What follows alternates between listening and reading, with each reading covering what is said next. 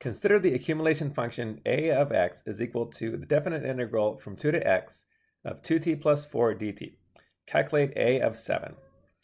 All right, so a of 7. So just like any other function, you just replace the independent variable, in this case x, with whatever you have in parentheses. So the integral from 2 to x becomes the integral from 2 to 7, because I'm just replacing that x with the 7. All right, and then I've got 2t plus 4 dt.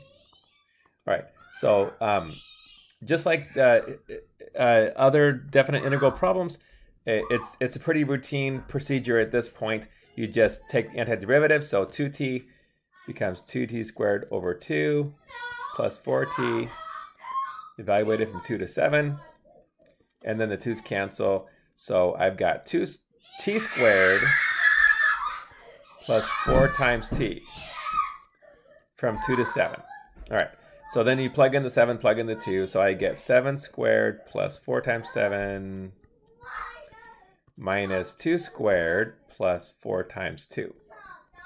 All right, so 7 squared is 49, 4 times 7 is 28, minus, here I've got 2 squared is 4, 4 plus 2 is 8, so I got 49 plus 28 is, what is that, 57?